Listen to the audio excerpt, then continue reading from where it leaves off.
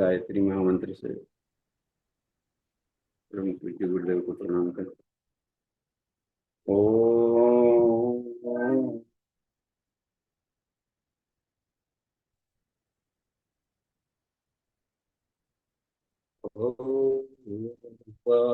स्वाहा तत्सवितुर्वरेण्यं भर्गो देवस्य धीमहि धियो यो नः प्रचोदयात्। जी प्रणाम। देखिए, आज से हम लोग एक नया सेमेस्टर शुरू कर रहे हैं और इस सेमेस्टर का नाम होगा आत्मानुसंधान, ब्रैकेट में होगा कौलाचार। ये तंत्र साधना में तंत्राचार है, आचार। तंत्र साधना का उद्देश्य परब्रह्म को प्राप्त करना है। उसमें 7 स्टेप्स बताए हैं। हम लोगों का एक जो भ्रम है कि तंत्र साधना का अभी जो वर्तमान प्रचलित स्वरूप है, यह वैदिक काल में कुछ भिन्न था। या जिन दिनों भारत जगत गुरु था, सोने की चिड़िया, उन दिनों यह काफी इसी के लिखे हैं। जो ऋषि लिखते हैं कि तंत्र महाविज्ञान के आधार पर ही भारत जगत गुरु बना। तंत्र महाविज्ञान में मुख्य जो थीम है वह है आत्मशक्ति का अभ्युदय। हम अपने आत्मबल को इतना बढ़ा लें कि पदार्थ जगत पर आत्मा का नियंत्रण हो और इस आत्मा को ईश्वर के अनुशासन में रह करके काम लिया जाए। तो सुख और शांतिमय जीवन जीने का सबसे शानदार तरीका नियंत्रिता पदार्थ शिव अंतश्चैतन्या तथा स्वात्म चैतन्यम तथा परचैतन्य संयुता और विकासस्य सुखस्य था शांत श्रेष्ठ कर्म स्वयं। ये प्रज्ञोपनिषद में सूत्र दिया है योग ऋषि ने। तो 7 स्टेप्स, और उसको लिखते हैं कि महोपनिषद में या इसमें बताए हैं। जो योग वासिष्ठ है, तो योग वासिष्ठ में भी श्री राम को बता रहे हैं। अलग अलग शब्दावलियों से इसी 7 स्टेप को बताया गया है। मन की 7 भूमिकाओं का जिक्र निदाल वो बता रहे हैं। मैं त्रिभु निदाल महोपनिषद में ये निदाल जो जीवन का अंतिम उद्देश्य है, अथाह शांति अथाह आनंद, जिसको परम पद कहा जाता है। तो उसके प्राप्ति के लिए हमें 7 मन की भूमिकाओं को पार करना हो। मन ही मनुष्य के बंधन और मुक्ति का कारण है। तो बंधन में फंसे हुए मन को, इसका मतलब है कि विषयासक्त मन को धीरे धीरे उससे हटा करके ब्रह्मासक्त बनाया जाए, आत्मानंद से जोड़ा जाए उसको। इसी क्रम में उन्होंने 7 स्टेप्स बताया है। जिसे पहला दिया है उसमें शुभेच्छा, दूसरा है विचारणा, तीसरा है तनु मानसिक, उसके बाद आ जाता है असंसक्ति, फिर आता है सत्वापति, उसके बाद है पदार्थ भावनी, और अंतिम वाला है तुरीय, जिसको तुरीयावस्था कहा जाए। और पंचकोश के माध्यम से हम लोग जानना चाहेंगे तो ये क्या है, तो आनंदमय कोश के अंतिम वाला स्टेप है तुरिया साधना। आनंदमय कोश की सारी साधना है, जैसे नाद साधना, बिंदु साधना, कला साधना, ये सब तंत्र साधना के अंतर्गत। पंचकोश को ही तंत्र साधना कहा जाता है शुद्ध रूप में। और शिव जी इसी को बता रहे हैं तांत्रिक, शिव जी तांत्रिकों के देवता हैं। तो तंत्र महाविज्ञान को उन्होंने पढ़ाया पंचकोश योग विज्ञान के रूप में।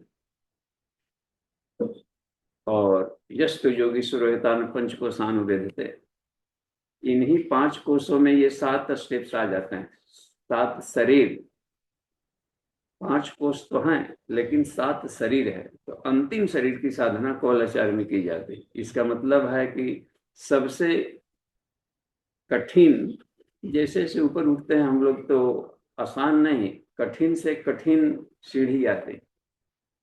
अन्नमय कोश की साधना सरल है, इससे कठिन है प्राणमय कोश की साधना, उससे कठिन है मनोमय कोश की साधना, उससे भी कठिन हो जाता है विज्ञानमय कोश की साधना, फिर आनंदमय कोश की साधना और भी कठिन है।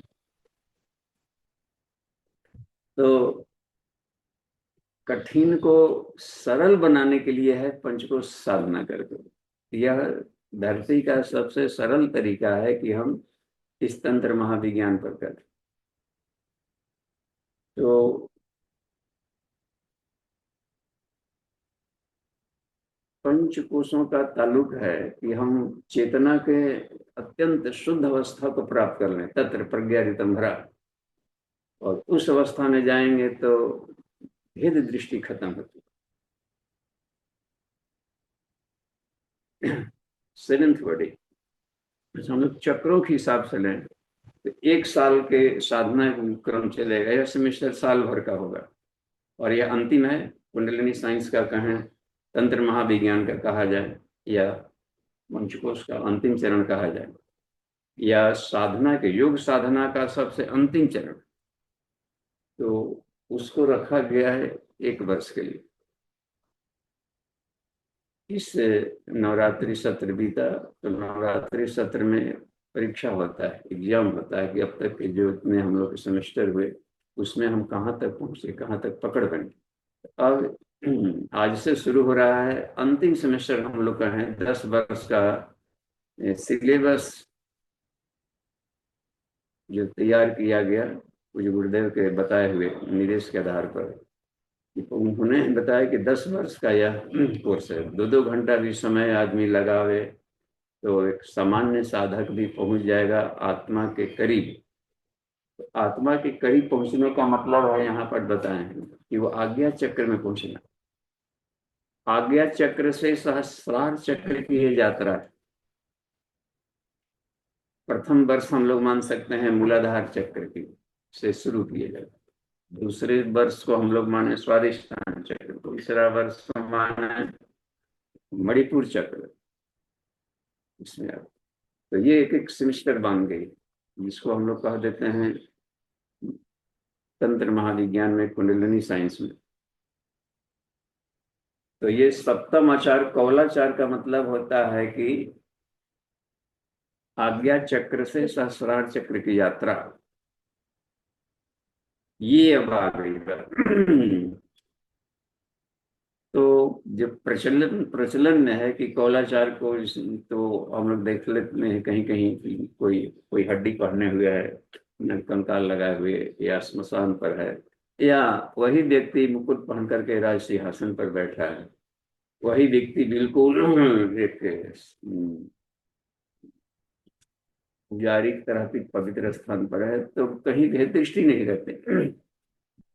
उसको हम लोग ऐसे समझ, और शब्दावलियों में कौलाचार को अवधूताचार कह सकते हैं। अवधूत परमहंस शब्द जो आता है, परमहंस परिव्राज को उपनिषद, तो परमहंस की साधना यह है अंतिम कक्षा।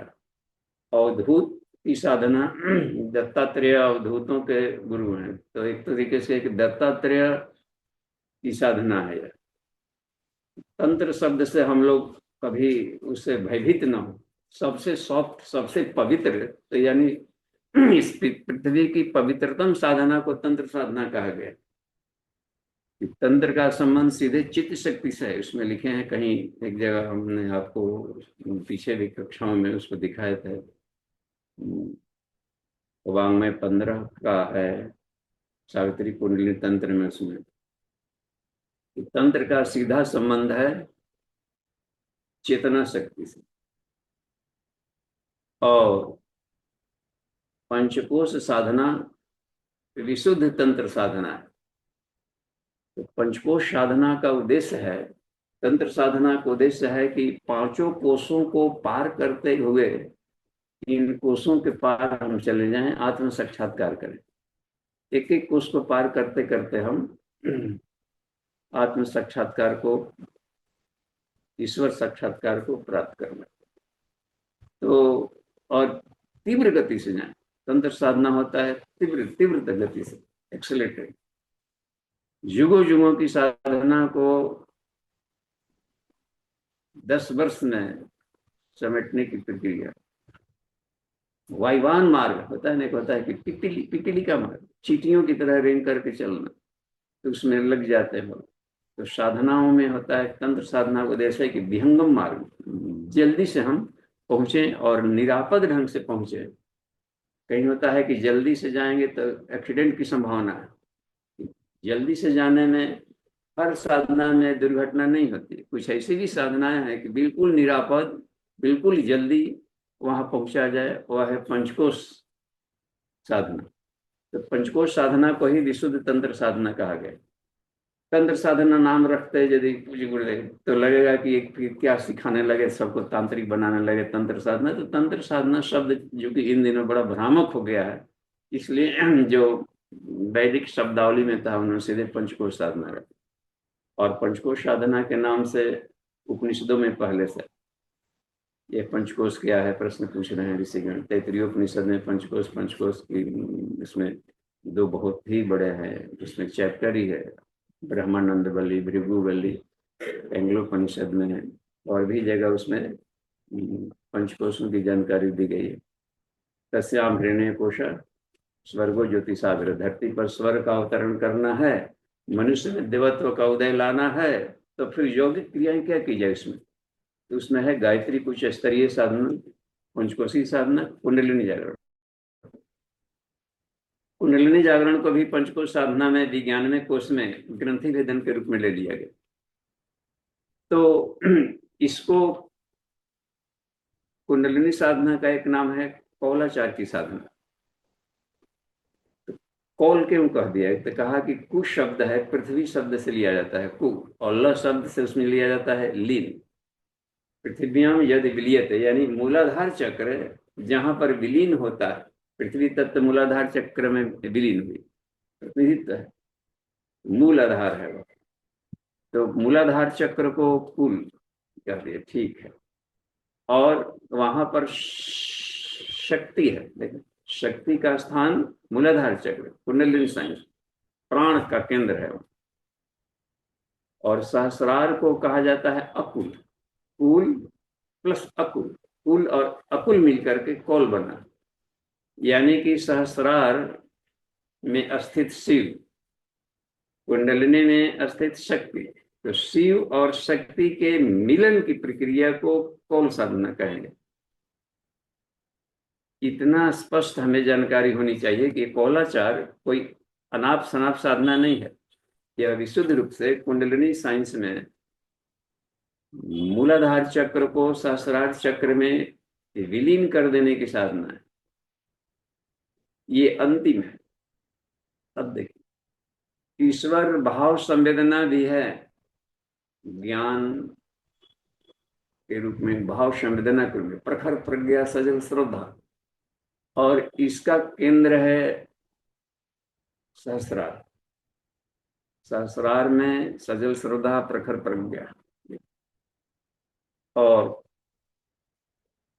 कुंडलिनी में नीचे आ जाता है शक्ति प्रबल, यानी ईश्वर भाव संवेदना भी है और सामर्थ्य तथा समृद्धि भी है। समृद्धि को कह दिया जाता है विष्णु, विष्णु ग्रंथि, और शक्ति को कह दिया जाता है शिव कहे तो, या जो अन्य योग साधक होते हैं कहीं, तो जो जिसके भक्त होते हैं, जैसे मुंगेर योगा विद्यालय में रुद्र ग्रंथि को सहस्रार में रखा गया, आज्ञा चक्र सहस्रार वो केंद्र बिंदु रखा गया, और ब्रह्मा ग्रंथि को वो लोग नीचे करके पढ़ाते हैं, मूलाधार वाला एरिया में, क्योंकि प्रजनन से संबंधित इस ढंग से वो रखा जाता है संसार का विस्तार।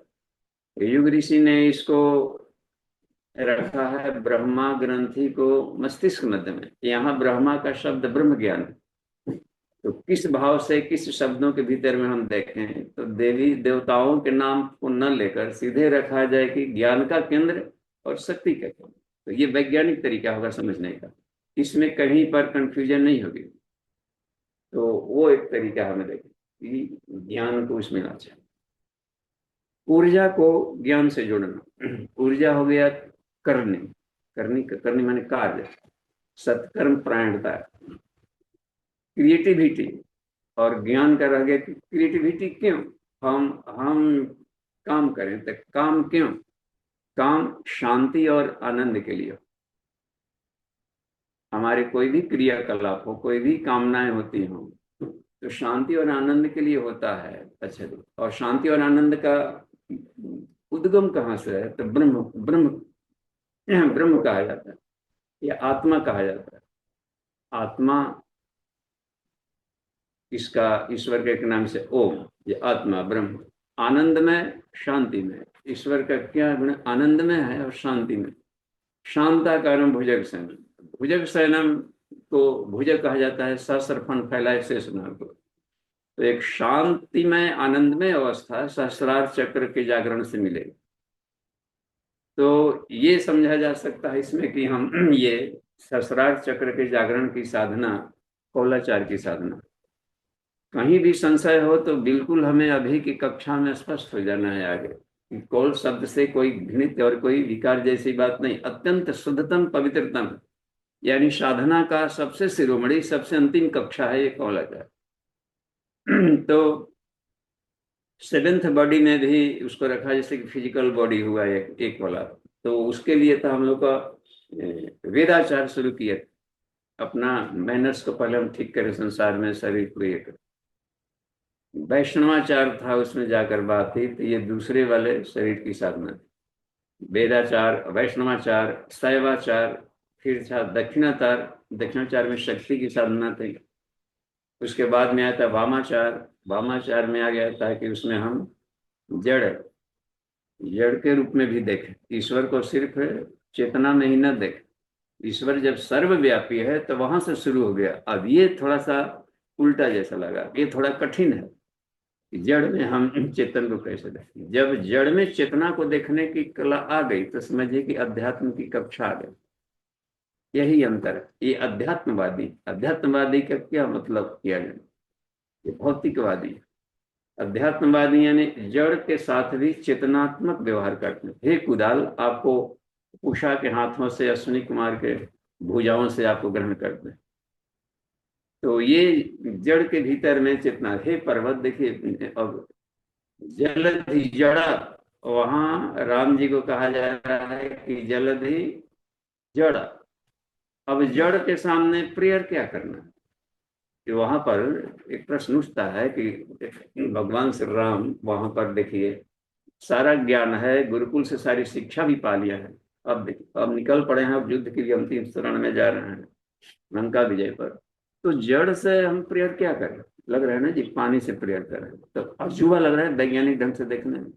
यही अध्यात्मवाद है। यहाँ जड़ नाम की कोई शक्ति नहीं। जब कण में ईश्वर है तो फिर जड़ की कल्पना क्या, यह तो लग रहा है कि मस्तिष्क का अपरिपक्वता का है। तो उस हालत में विज्ञान की मानहानि नहीं हुई, विज्ञान की इज्जत हुई।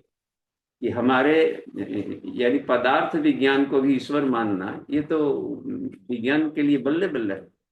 ये तो हमारे लिए सबसे पूज्य है कि यह विज्ञान को भी ईश्वर मानता है, विज्ञान को ही ईश्वर मानता है। और केवल विज्ञान को ही नहीं, इस सृष्टि में कण कण में जो भी है सब ईश्वर में। वाह। तो ये अपना भारतीय दर्शन के कमाल है। हर चीज देखते हैं, इसमें तीर की पूजा की जा रही है युद्ध में, अस्त्र पूजा, शस्त्र पूजा, ये भाले तलवार या जैसे बम एटम बम सब पूजा देखिए आ जाता है इस वहां से, कहीं से राफेल मंगाया गया देश में, तो उसकी पूजा हम देखें कि वहां भी नारियल फोड़े जा रहे हैं। ये भारतीय दर्शन है कि यहाँ पर कण कण में ईश्वर है, और उनकी कृपा पाना हमें जरूरी। अब देखिए पर्वतराज से के लिए प्रेयर कर रहे हैं भगीरथ वहां पर, ये पर्वतराज आपकी कृपा होगी तभी गंगा की धारा है चोटियों में घाटियों में दबी पड़ी हुई है, और यहाँ पर रहने वाले ऋषिगण, जब तक से उनकी कृपा न होगी तो हम एक ये बात क्या कर सकते हैं इसमें। तो उनकी अनुकंपा प्राप्त करना, और वो पर्वतराज अपना जगह देना बनाना। जड़ी बूटी पौधों के देखिए, उसको हम लोग मान लेते हैं बायोलॉजी में पौधे तो जीव जगत में गिन लेते हैं, वनस्पति जगत जीव जूलॉजी बॉटनी। लेकिन सुखेन वैद्य जब आ जाता है जड़ी बूटी तो प्रेयर करते हैं, उनके प्रेयर से हनुमान जी दौड़ पड़े, आ गया सो यही जड़ी बूटी है ये दौड़ पड़े कि नुच कर, ऐसे नहीं किया जाता। इन वनस्पतियों में कि देवता होते हैं, ओम औषधेय शांति वनस्पति शांति, मंत्र का फिर क्या था, ओम पृथ्वी शांति। अरे वेद मंत्र में पृथ्वी को क्या है इसमें, तो जड़ से क्या प्रेयर करना। वेद यह मानता है कि आध्यात्मिक यहाँ पर एको ब्रह्म द्वितीयो न अस्ति, यह मानता है, उसी का सार होता है सर्वम खलु इदम ब्रह्म। तो यह ज्ञान का होना कौलाचार की अंतिम कक्षा। ये ऐसा नहीं केवल कि केवल शब्दों तक हम रह जाए, कण कण में घट घट वासिराम, हम में तुम में खड़ग खम्भ में घट घट व्यापन है कि ओम हरि कहाँ है, यहाँ है वहां है। इसका मतलब है कि वो कौलाचार की अंतिम कक्षा को पा लिया, उस अवस्था में ही ईश्वर उसको मोक्ष मिलता है, यानी दुख कष्ट सब खत्म हो। यह बात बिल्कुल अब समझ में आ रही होगी। ये ये जो क्रम है कहीं पर तो वो इसलिए कठिन है। जड़ में चेतना को देखना और चेतनात्मक व्यवहार करना ये कठिन है। सबसे कठिनतम साधना ये कही जाती है, हे राम विकार में ब्रह्म को देखो, विकारस्थ शिवम पश्य, शिवेम विकार न तो। जब कण में ईश्वर है तो विकार की कल्पना तुम्हारा मानसिक दिवालियापन येता है। एक तरफ बोला जाए कि ईश्वर सर्वव्यापी, फिर कहते हैं कि ये खराब है वो बढ़िया। इसलिए कठिनतम साधना कही जाती है। इतना आसान जैसा नहीं, कहीं ना कहीं पर हमारे संस्कार भेद दृष्टि लाते हैं। तो कौलाचार में कौल कैसे छात्र एडमिशन ले सकते हैं, यह बताया इसमें कि कौलाचार का है अंतिम कक्षा है, इसमें कैसे छात्रों का एडमिशन हो सकता है। एडमिशन की पहली शर्त है कि जो द्वैत भाव से रहित हो गया, पकड़ना केवल यह समझ लिया है कि यहाँ पर दो की सत्ता नहीं है। भेद दृष्टि वाले छात्र इसमें एडमिशन ही नहीं होगा बस। तो अभेद दर्शनम ज्ञानम, ये वाली जब बात को जब पकाया हो जाना हो या उसमें रस पच रहा है, रात दिन लग रहा है कि हम इसको पाना है, उस समय जी को कॉल का के लिए विद्यार्थी। इसमें द्वैत भाव इसके लिए पॉइजन है, सबसे बड़ा डिमेरिट है द्वैत भाव। तो द्वैत भाव में रहने वाले छात्रों के लिए, साधकों के लिए ये कौलाचार फेल करेंगे, वो आगे बढ़ ही नहीं सकते। इसमें तो सर्वम खलु इदम ब्रह्म, इसको ही सिद्ध किया जाता है। इसको पा लेने के बाद में फिर देखिए अब उसके लिए संसार में कहाँ दुख होगा, किस चीज का कमी रह सकता है। तो कुल और अकुल, कुल को कह दिया जाता है शक्ति, अकुल कहते हैं शिव, कुल अकुल यानी शिव शक्ति के मिलन से ही आनंद होगा। जब तक से कुंडलिनी सहस्रार में न मिले तब तक से आनंद कोसों दूर है, संभव ही नहीं। बस वो कल्पना करें, ऐसे व्यक्ति जो द्वैत भाव में रहकर चाहते हैं कि ब्रह्म को प्राप्त कर ले उसमें करने का, तो कहा कि ये ऐसे ऐसे व्यक्ति को बड़ा अच्छा उदाहरण दिया है इस कौलाचार में कि कोई व्यक्ति समुद्र को जिसका कोई ओर छोर नहीं है उसको चाहता है कि हाथ से तैर के पार करे। तो ये इसमें क्रम रखा गया है, विकार दृष्टि भेद दृष्टि अपवित्रता कहीं भी है तो ये कौल के विषय नहीं रह जाते। और देखिए योग चूड़ामणि उपनिषद में उसमें मंत्र संख्या 60 से लेकर 64 तक, उसमें हम लोग देखेंगे ऐसे ही नहीं योग चूड़ामणि कहा गया, सभी तरह के योग में श्रेष्ठ है वो, उसमें इतनी तकनीक है। उसमें बताया गया है जैसे बिंदु साधना, तो बिंदु, बिंदु क्या है? बिंदु तय हो जाता है कोई पॉइंट, कोई विषय की है। कहा कि सृष्टि में बिंदु दो प्रकार के, एक को कह दिया व्हाइट, एक कह दिया रेड। एक है सफेद, एक है लाल। सफेद को शुक्र शुक्र कहते हैं और लाल को रज कहते हैं, शुक्र और रज। और देखिए, तो दो बिंदु को आपस में मिलाना, 2 पॉइंट्स, जड़ और चेतन समझे, दिन और रात समझे, सुख और दुख समझे, हर्ष और विषाद समझे, इसका कमल ये 2 पॉइंट्स है बस। तो आत्मा परमात्मा समझे, दो बिंदुओं को आपस में मिलाने की प्रक्रिया है बिंदु साधना। ये दोनों बिंदु एक त्राटक, यहाँ एक ही पॉइंट रहे। अणो रणिया, महतो महिया, 2 पॉइंट हुए, बड़ा से बड़ा, छोटा छोटा, हम दोनों को एक बिंदु पर मिला है, मिडिल पॉइंट में, तो वो हो जाती है, न्यूट्रल होता है।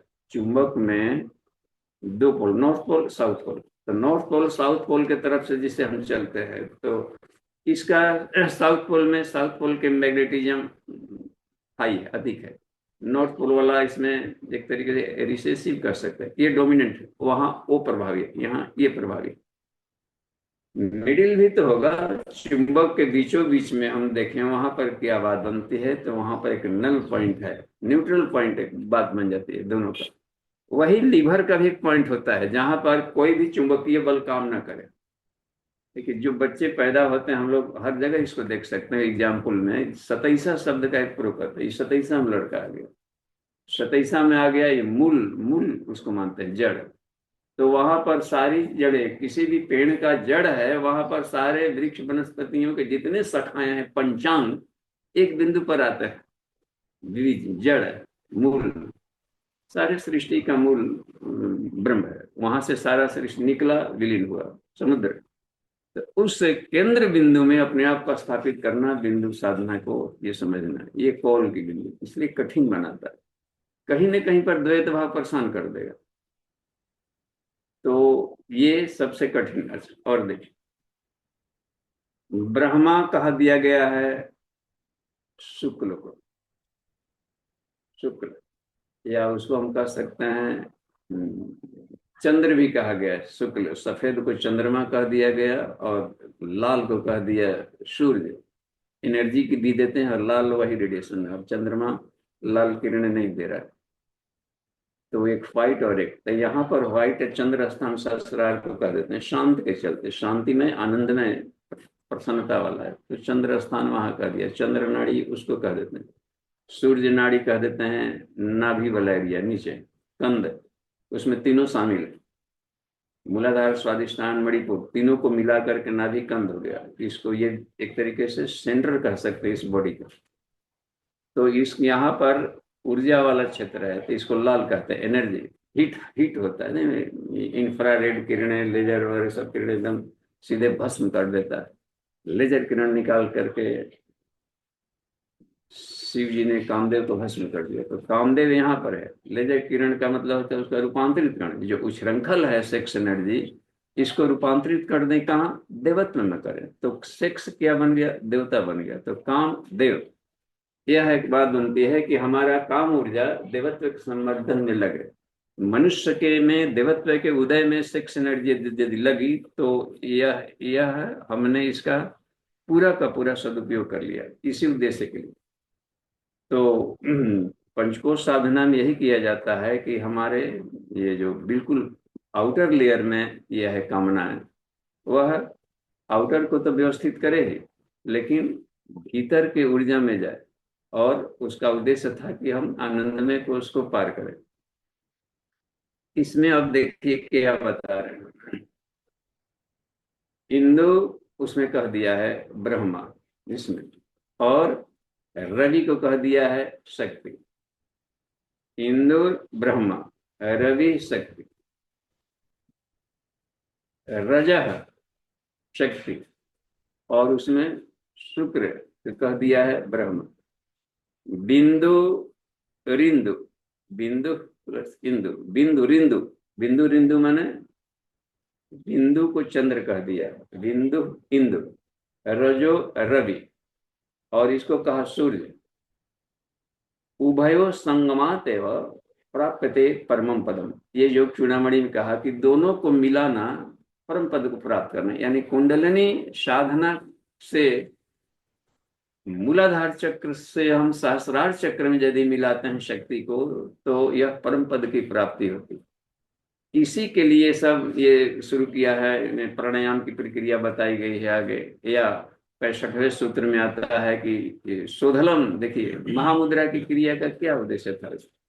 65वें में महामुद्रा की व्याख्या करता है वो, कि वो शोधनम नाड़ी जालस्य, जितने भी शरीर में 72,000 अरब नाड़ियां हैं, इनको पहले शुद्ध किया जाए।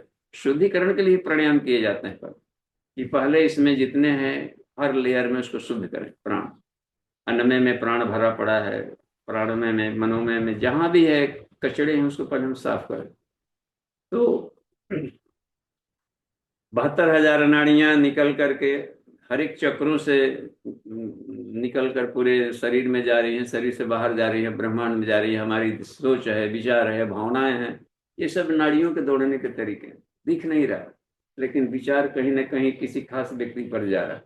क्या सोच रहे हैं ये, इसका मतलब उसका उसका नाड़ी विचार अपने मार्ग से जाकर उस बिंदु की तरफ जा रहे हैं। तो विचार को भी नाड़ी कह दिया गया है, गजब, इस एरिया में जा रहा है।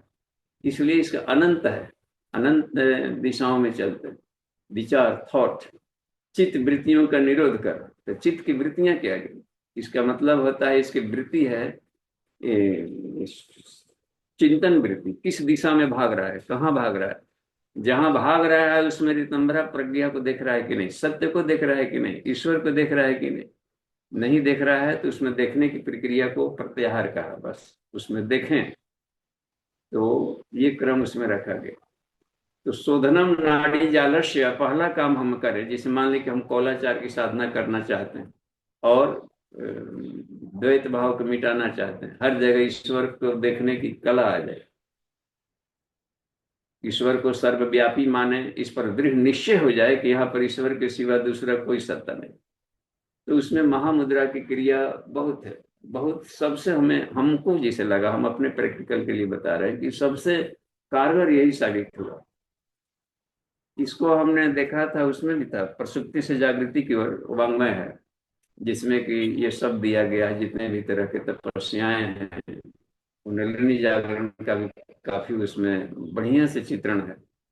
गायत्री महाविज्ञान में तो उसमें हिरण, कच्छप, ये सब मगर वगैरह बनाया गया है चक्रों में, लेकिन वहां पर उन चक्रों में मगर वगैरह ये सब नहीं बनाया गया। उसमें भी तस्वीर है कुंडलिनी का, उसमें दिया गया है विशुद्ध रूप से, उसके इलेक्ट्रॉनिक कॉन्फ़िगरेशन दिया है कि कहाँ पर ट्रेंगुलर है उसके परमाणु, कहाँ पर यह चंद्राकार है, कहाँ पर हेक्सागोनल है। तो वो हमें बहुत अच्छा लगा प्रसुप्ति से जागृति को। उसमें चंद्रायण तप पर भी पूरा है जानकारी, और हर हर तपस्याओं की जानकारी है। उसमें दिया है कि महामुद्रा, महाबंध, महावेद, ये प्रसुप्त को, यानी आत्मशक्ति जो सुसुप्तावस्था में है, उस पर चादर समेत ढक दिया है, उसको जागरण में बहुत कारगर। तो तीनों अलग अलग साधनाएं बताई गई है उपनिषद में। हमने सोचा है कि इसको 2 in 1 करते हैं, 3 in 1 करते हैं, अलग अलग करने में समय लगता है, उसको हम संयुक्त करके देखा जाए तो तीनों को कंबाइंड करके प्रैक्टिकल करने से और तेजी से आया। और वो इसमें महामुद्रा में तीनों को कंबाइन करके हम लाभ लें, महाबंध भी जोड़ दें और महाभेद को भी जोड़ दिया जाए, तो एक तो महामुद्रा का पूरा लाभ मिलेगा। शोधनम नाड़ी जाल से 72,000 नाड़ियों का तेजी से सफाई शुरू कर देगा एक। और चालनम चंद्र सूर्य, ये देखिए कुंडलिनी को सहस्रार में मिलाने की प्रक्रिया में महामुद्रा सबसे कारगर काम कर रहा है। चालनम चंद्र सूर्य, सूर्य और चंद्रमा को मिलाना एक साथ में। रवि स्थान से चल पड़ा, धीरे धीरे शक्ति चालनी मुद्रा की इसमें क्रिया बन जाती, और वह धीरे धीरे के चक्रों को पार करके वहां पर जाते। और भी देखिए, शोधनम नाड़ी जाल से चालन चंद्र सूर्यो, और इस तरीके से एक बाद में तो महामुद्रा भी अभिधीयत है, इसको जिसमें दोनों प्रक्रियाएं की जाती हो उसको महामुद्रा कहते हैं। इसमें जितने भी तरह का है रोग दुख होते हैं, क्षय कुष्ठ गुदावर्त, क्षय हो, कुष्ठ हो, गुदावर्त रोग हो गया हो, वो सब भी सही हो जाते हैं। और भी देखिए उसमें गुल्मा जीर्ण पुरोगमा कहा गया है। गुल्म होता है तिल्ली वगैरह का, या पेट में किसी भी तरह की गड़बड़ी हो, पेट के सारे रोगों को भस्म करता है। गुल्मा जीर्ण, कमजोरी, वीकनेस भी है। पुरोगमा, ऐसे रोग जो कि छिपे पड़े हैं, अगले बाद में काम आएंगे, तो अगले जन्मों के भी रोगों को ठीक करता है। ये इतना चमत्कारी था इसमें। अति भुक्तम, आदमी इन दिनों स्वाद की साधना नहीं कर पा रहा है, तो ओवर डाइट कहीं खा लिया, पार्टी में गया या उसमें स्वास्थ्य के से पचने से अधिक खा लिया। अति भुक्तम कहा कि उसमें है, तो अधिक भी खा लिया है तो उसका पच जाता है। विषम घोरम, और पॉइजन भी जब शरीर में हो कहीं पर, या पॉइजन कहीं आ गया, तो पीयूषम इव जीर्यते, वो अमृत में बदल जाता है। तो इतना लगा कि इसमें तो सारा जितना लगे, 4 साल लगे, 10 साल लगे, इसको हमें सिद्ध करना है हर हालत में। तो 4-5 साल मेहनत करके देखे तो उसमें लगातार सिंसियरली तो सिद्ध हो गया। सिद्ध हो जाए का मतलब है कि जो उसके लाभ हैं वो लाभ दिखने लगे। जो मंत्र में लाभ बताया गया है तो वह लाभ मिलने लगे, तो कहा जा सकता है कि हमने उसको प्रूव किया कि जो बात कही गई है वो सही है। इसी को सिद्ध कहा जाता है। तो कोई भी व्यक्ति से पंचकोश की साधना कर रहे हो तो उसमें लिखा रहता है लाभ क्या है, दीर्घ जीवन, चिर यौवन, और उसमें ये बात बताई गई है। और तो वो लाभ मिलने लगे, ऐश्वर्य पुरुषार्थ का लाभ मिलने लगे, कंसंट्रेशन बढ़ने लगे, आकर्षक व्यक्तित्व, इसका मतलब है कि अपनी आभा मंडल आउरा जी होने लगे। विचार जो पहले प्रभावित करते थे, और वो विचारों को हम न्यूट्रलाइज करते हैं अपने पॉजिटिव थॉट से, इसका मतलब है कि यह तेजी से अपने को लाभ मिल रहा है। यानी कि कह सकते हैं कि हमने इसको सिद्ध किया है कि यह बात सही है, प्रैक्टिकल करके। तो वो बात जब हो जाती है तो बड़ा लाभ मिलने लगा। तो सैकड़ों रोगों को भस्म करके रख दिया। तो जैसे जैसे चक्रों का इसमें होता है, तो मुख्य रूप से है यह कौलाचार में कि हम कुंडलिनी को सहस्रार में मिलावें, दो को एक बिंदु पर ले आवे। शिव शक्ति के मिलन को कौलाचार कहते हैं। इसको मिलाया जाए, अलग अलग न रखें, अर्धनारीश्वर एक बिंदु पर लाया जाए। तो ये इसमें अमन जी, ये जो बात समझ में आ रही है। एक और बात है, इसे योगराजोपनिषद, तो योगराजोपनिषद में भी बात कही गई कि निपातेना ऊर्ध्वम, ऊर्ध्व शक्ति का निपात, यानी शिव शिव को शक्ति से मिलने की ललक, दोनों ललक निपात, ललक होनी चाहिए। शिव को भी ललक हो पार्वती से मिलने का, और अधा शक्ति निकुंजिया, तो उसको शक्ति को भी ललक होनी चाहिए। दोनों को एक ललक हो, लपटे उठे एक दूसरे मिलने के। भक्त तो भक्त भी लपकता हो ईश्वर से मिलने का, और ईश्वर भी लपक रहा हो ऐसे भक्तों से मिलने के। देखते हैं मैं, तो जैसे हिमालय से आ गए इनको खोजने के लिए कि कहाँ पर है, तो पाछे पाछे हरि के लिए मेरा कहा भक्त। भगवान ही जब व्याकुल हो जाए भक्त के लिए, यानी भक्त अपना अपने आप में एक ऐसा चुंबकत्व पैदा करे शक्ति से कि इसको नहीं जाना पड़े, ईश्वर दौड़ करके आए बस। सुदामा का चुंबकत्व देखिए कि वो ये भगवान श्री कृष्ण नंगे पर दौड़ पड़ते हैं जी, दौड़ पड़े मिलने के लिए। सब उनको विक्षिप्त जैसा लग रहे थे जब चल पड़े थे। तो ये ललक कहाँ से आ गई? इस ललक को पैदा किया था भक्त ने, बस सुदामा ने पैदा किया ललक, दौड़ पड़े। गज ग्राह का देखा जाए, उस हाथी के चिगाड़ ने जो घड़ियाल पकड़ा था, ऐसा चिल्ला, ऐसा समर्पण भाव में कि दौड़ पड़े बस, गरुड़ से आ गए उसको बचाने के लिए। तो इस ललक को हमें पैदा करनी चाहिए। रात दिन स्वाध्याय कहा गया है ललक पैदा करने, हमारा स्वाध्याय कि हम भेद दृष्टि खत्म हो, संसार में कण कण में हम ईश्वर को देख सके, कि ऐसा ज्ञान हो।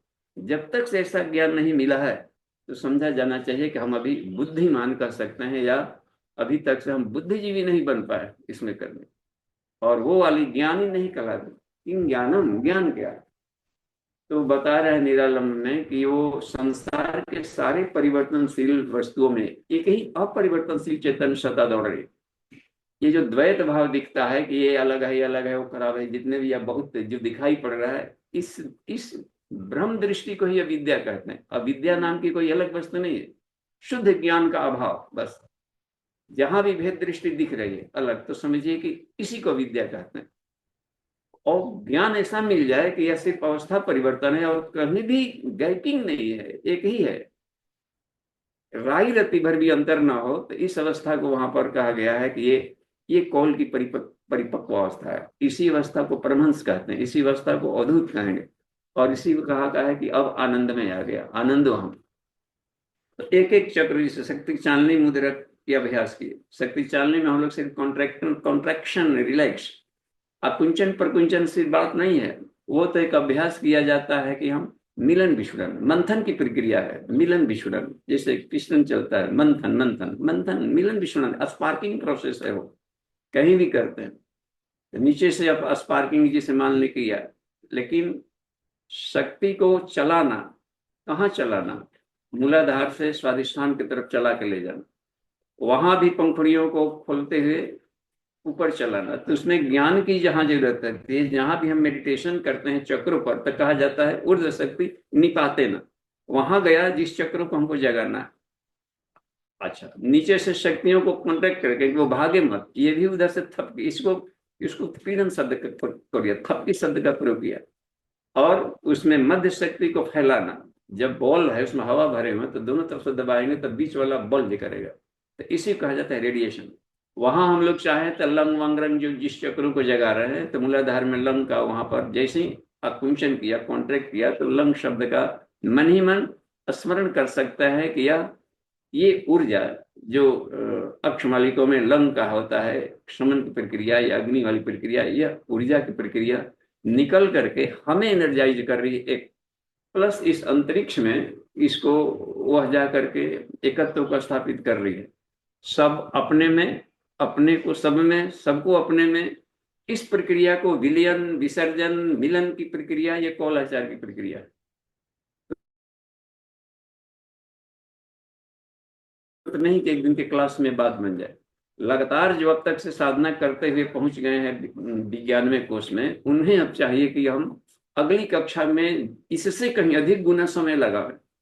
ऐसा नहीं कि अब तो हो गया, अब तो केवल ऐसे ही सड़क जाना, ऐसे ही सड़क नहीं जाना है, हाथ पांव चलाने पड़ते हैं, क्योंकि और महाभंवर है।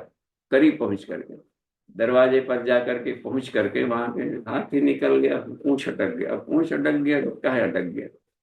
तो आज्ञा चक्र तक यदि पहुंच गए तो समझिए कि आज्ञा चक्र में भी अभी संसार रहता है, क्योंकि जितने भी नर्व हैं, क्रेनियल नर्व, सब ब्रेन स्टेम से ही निकले हैं, आज्ञा चक्र से ही निकले। हर जगह दृष्टि आती है, कहीं भी आएगा, रूप रस गंध शब्द स्पर्श आज्ञा चक्र तक। आंखों पे जाने वाली है, वहीं से ऑप्टिक नर्व निकल रहा है, कानों में भी जाने वाली है, और देखिए हर जगह है, सेंस ऑर्गन में जाने वाला है, और इन्हीं से सारा संसार बना। लेकिन ये ओम शब्द है, यहाँ पर यदि हम दें उसमें कि उसको हम उसमें ईश्वरीय चेतना का संस्कार करें, संचार करें और गुड़ी विश करें, विश्व रोकें। लेकिन ये इसको यदि हम बिल्कुल ही प्रकाशात्मक ऊर्जा के रूप में यदि देखने लगते हैं, ओम ओम फंक्शन, ओम फंक्शन, दो ही शक्ति वहां पर सिर्फ दिखनी चाहिए, शिव और शक्ति। हमको कह दिया जाता है शिव है तो क्षण कह देंगे शक्ति को, एक कह दिया जाता है ऊर्जा के रूप में, शक्ति सामर्थ्य के रूप में है, तो एक ज्ञान के रूप में। तो ज्ञान युक्त शक्ति वहां पर मिल रही है, उसी को हम कहेंगे, दो ही लोग है बस, ज्ञान युक्त ऊर्जा। उसमें प्रकाश देखें, लेकिन उस प्रकाश में शक्ति भरी पड़ी है, आनंद भरा पड़ा है, आनंद को भी प्रकाश कहते हैं। वो मिल गया आनंद, हम तेजो हम रसो हम अथा आनंद शक्ति है। तो इन दोनों के एक बिंदु पर मिलाना, तो अपने आत्मा में इन गुणों को देखना, यहां से बिंदु साधना शुरू होती है। बिंदु साधना आज्ञा चक्र से सहस्रार की यात्रा, अपने आप में, अपने आत्म केंद्रित में, आत्मा में अपछेद करना, और वहां से सुषुम्ना जाती है। देखिए जितनी भी नाड़ियां हैं, 72,000 अरब नाड़ियां, यह आज्ञा चक्र में यहीं पर खत्म। तो कहा जाता है प्रकृति का वहां पर बाउंड्री लाइन खत्म, अब वहां पर सिर्फ आत्मा परमात्मा का मिलन है। इसको देखिएगा, वैज्ञानिक भाषा में समझाया है कि थैलिमल कॉर्टिकल न्यूक्लियाई आपका शरीर, थैलमस से ऊपर में व्हाइट मैटर है और ऊपर यह है सहस्रार चक्र। तो थैलमस, थैलमस से निकलने वाले विचार रेडिएशन, भाव, विचार, संवेदना सिर्फ ईश्वर को जाए। यानी संसार में भी खेलना है तो वस्तुओं से नहीं, वस्तुओं में घुली हुई ईश्वरीय शक्ति से खेले। तो यहाँ पर कहा जाएगा कि हम बाहर भी हैं तो ईश्वर से खेल रहे हैं, आंख बंद किए तो भी ईश्वर से, बाहर में भी देख रहे हैं तो हर एक में ईश्वर तत्व को देख रहे हैं।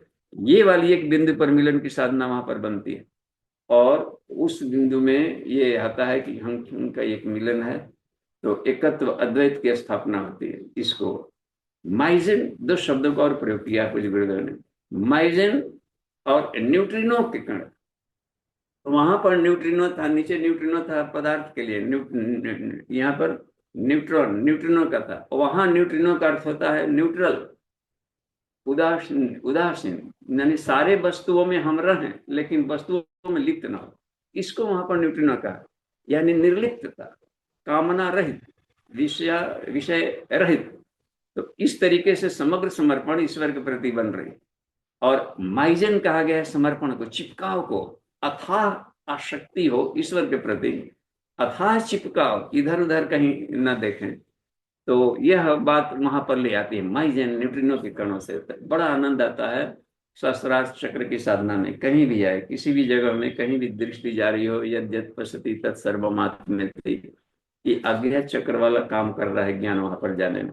तो हम देखते हैं समय का इसमें कितना हो गया है, टाइम है कि नहीं है। चलिए समय पूरा हो गया है तो हम प्रश्नोत्तरी में आते हैं अमन जी। तो इससे जुड़े हुए कहीं भी कौल या तंत्र मंत्र से कहीं भी शब्द में कहीं भी आता हो कंफ्यूजन, पंचकोश के जागरण में, चक्रों के जागरण में कहीं पर कोई बात आती हो कि भेद दृष्टि को मिटाने की प्रक्रिया है कौल साधना, तो ये हम लोग साल भर तक प्रयास करें तभी इतने करीब आती है। जितने करीब आएंगे आनंद बढ़ते जाता है शक्ति, जितना ही चक्र ऊपर जागृत होता है उतने आनंद बढ़ता है। पहला काम हमें करना चाहिए कि अलाइनमेंट सिद्ध करें, जो चक्र इधर भाग रहा है उधर भाग रहा है उसको हम सुषुम्ना में स्थित करें। एक और बात इसमें आ रही है मन जी कि कौल कहते हैं सुषुम्ना मार्ग को, पूर्व गोत्र कौन से कौल, तो इसमें है अद्वैत दर्शन, शिव शक्ति के मिलन वाले गोत्र वाले हम हैं कि हम अद्वैत, अद्वैत साधक को ही कौल साधक कहा जाता है। और अद्वैत ब्रह्म के सिवा द्वैत भाव में ही रहे, व्यवहार भी कर रहा है तो दूसरों को लग रहा है कि द्वैत जैसा कर रहा है, लेकिन उसमें अद्वैत के भाव है, घुला हुआ रहा इसमें। तो एक उसमें बात है। तो सुषुम्ना मार्ग को कौल मार्ग कहते हैं, और कुंडलिनी जागरण तभी ही करनी चाहिए जब हम सुषुम्ना में स्थित हो जाए। इसलिए अनुलोम विलोम काफी करवाया जाता है कि हमारा कोई स्वरमायदय नहीं, हमेशा हम न्यूट्रल में रहे।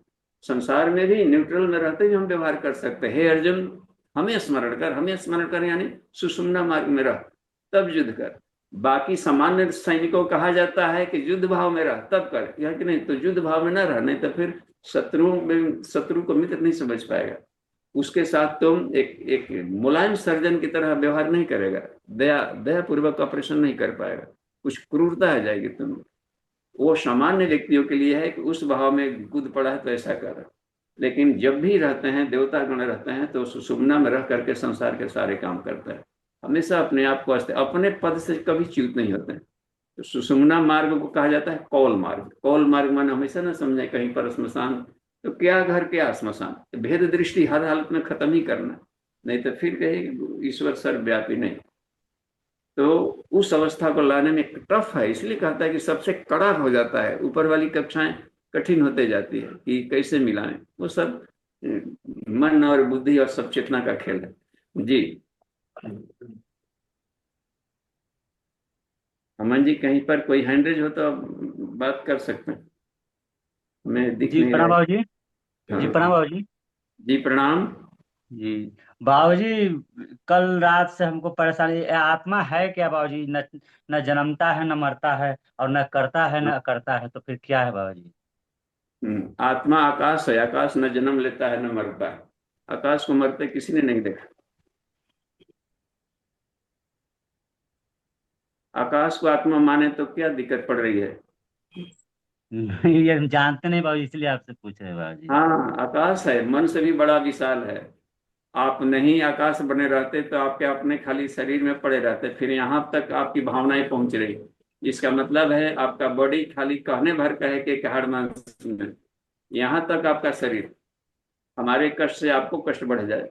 आपके कष्ट को देखकर हम द्रवित हों, तो संत यही करता है। उनका आकाश है हर जगह ईश्वर का। कहीं भी सृष्टि में कुछ हो रही है तो ईश्वर को वहां पर मैसेज पहुंच रहा है।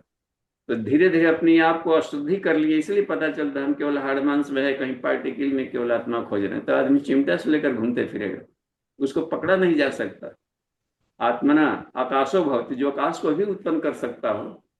समझिए कितना उसमें आकाश है।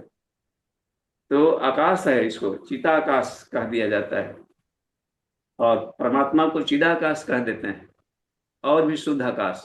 केवल आकाश से आकाश की यात्रा है। मन के ये इस आकाश के ऊपर में दूसरी कोई पार्टिकल है ही नहीं, उसके ऊपर आकाशीय विद्या शुरू हो जाती है।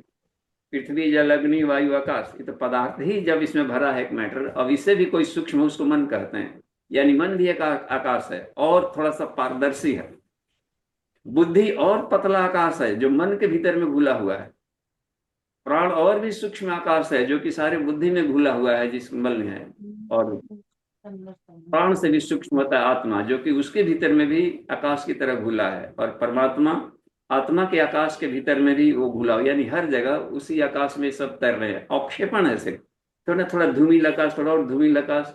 तो गाढ़ापन के चलते धूमिल लगता है, इकट्ठा हो गया तो वो। तो यहाँ पर कहीं दो की दृष्टि नहीं है। आत्मा का है या कीड़े मकोड़े का है या वृक्ष कुणु पुणु का है या कुछ भी का है, वो सब ईश्वर के ही नाम है। और यहाँ पर प्रकाश के सिवा और कुछ नहीं। तो वो सिर्फ आकाश ही आकाश है जी।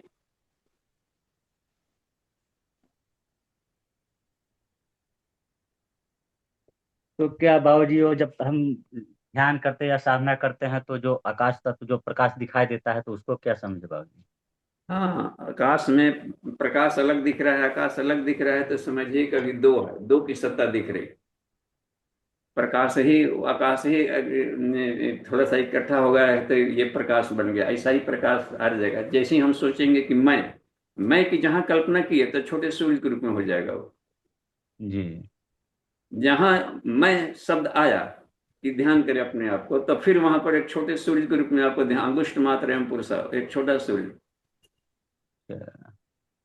तो इकट्ठा तो हुआ, यहाँ पर थोड़ी सी भी आपकी चेतना इकट्ठी हुई तो प्रकाश के रूप में चमक जाती है। जी, और उसी को विशाल समझेंगे आत्मा बाबूजी। हाँ, और यहाँ से सबका है, लेकिन रोशनी हर जगह, पूरे यूनिवर्स में आप रोशनी दे सकते हैं, आनंद शांति का। उसका जहां ध्यान किए वहां पर तो आप हैं ही, साथ ही साथ में केंद्र भरे यहाँ, और पूरा का पूरा परिधि पूरा अनंत है। यदि आत्मा को छोटा मानेंगे तो सबको अपने में कैसे देखेंगे। उस जी। आत्मा को यदि मान ले आकाश ही है, तो आकाश में तो सब समा गया, सारे ब्रह्मांड, ये सब हवाई जहाज उड़ रहे हैं, कीड़े मकोड़े कचड़े फचड़े बम विस्फोट आपके शरीर में सब हो रहा है। जरा सोच कर देखिए कि पूरा आकाश ही आपका शरीर है। तो नहीं लग रहा है कि सारा ब्रह्मांड अपने शरीर में है। जी। और आकाश सबके शरीर में है, यानी आप भी सबके शरीर में है। आकाश के सिवा कुछ और कल्पना करने में बात नहीं बन रही है। ये फॉर्मूला फिट ही नहीं हो रहा। ईश्वर सर्वव्यापी, इसका मतलब है कि वो आकाश के रूप में है। हाँ? और उस आकाश में अथाह ज्ञान शांति आनंद है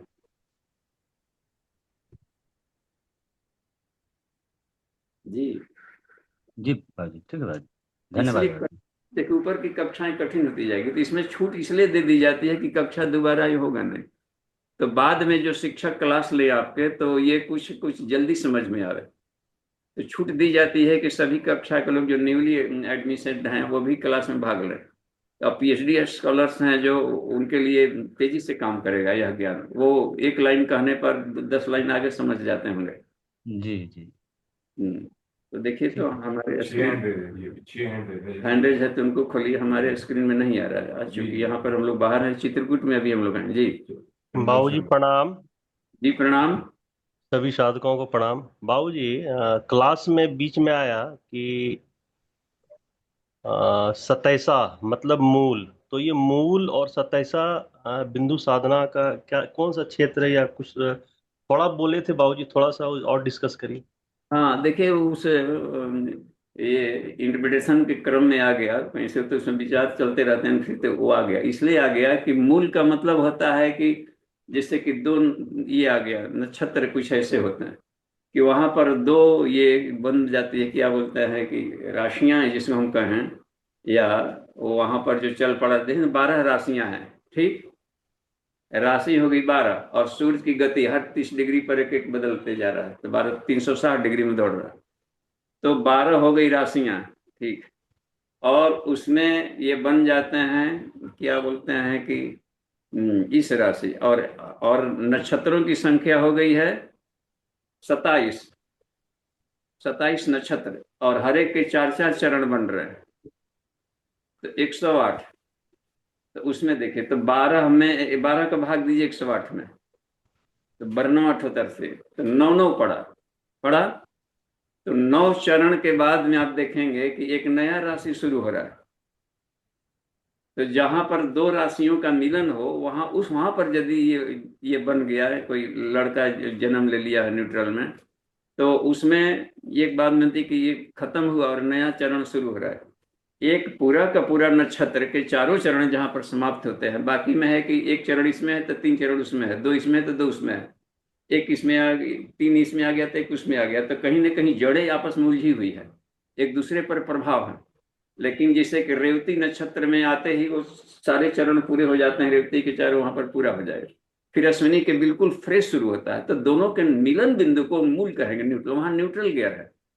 वहां न्यूट्रल गियर है, तो कोई लड़का यदि वहां जन्म लिया तो वो किसी और के बात को जल्दी नहीं मानेगा। जो उसके मूल संस्कार हैं वो बड़े प्रभावी रहेंगे।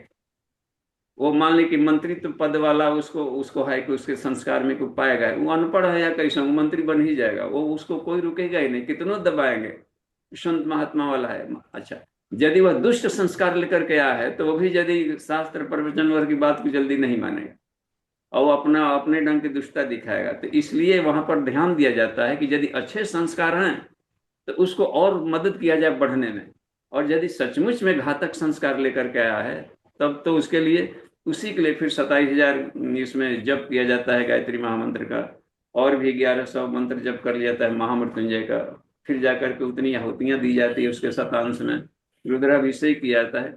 मुख्यतः गायत्री महामंत्र ही ये उसको ठीक करता है। गायत्री महामंत्र आत्मा की साधना है, और वह जितने भी कुसंस्कार हैं, और आत्मा में तो कोई कुसंस्कार हो ही नहीं सकता, इसलिए उस पर हठीले संस्कारों को हटाने की प्रक्रिया वही करता है। तो बात समझ में है कि मैंने न्यूट्रल पॉइंट है मूल।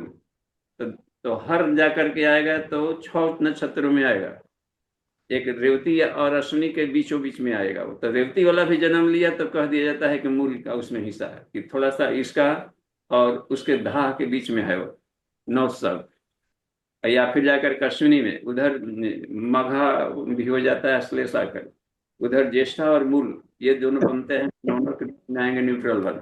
ये आ तो गया न्यूट्रल को नल पॉइंट बताना था कि न्यूट्रल वहीं पर लिवर पॉइंट होता है। आकाश में कुछ ग्रह लटके हैं, इसका मतलब है कि वहां पर दूसरों के मैग्नेटिक फील्ड काम नहीं कर रहे, जहां इधर हुए तो पूछल तरह कैसे घसीट लेता है, इधर से उधर भागा, तो एक दूसरे बड़े ग्रहों में जाकर के सब फ्यूज हो जाएंगे। आकाश में लटकने का मतलब होता है कि अपनी है कि स्वतंत्रता है, कि वहां पर बाहर के अन्य दोनों के चुंबकत्व वहां पर न्यूट्रल में बन रहे हैं जी। तो बाबूजी जैसे इस प्रकृति के माता पिता में जो हाइफन है दोनों को जोड़ने वाला, वही पर ईश्वर है। त्वमेव माता च पिता त्वमेव, या तो केवल माता माता नहीं, पिता पिता नहीं, बीच वाला यार में दोनों बिंदु जहां पर मिलते हैं, शिव शक्ति जहां पर मिलते हैं, माता पिता जहां पर मिल रहे हैं, जिस बिंदु पर, उस बिंदु की साधना को कहा जाता है कौल साधना।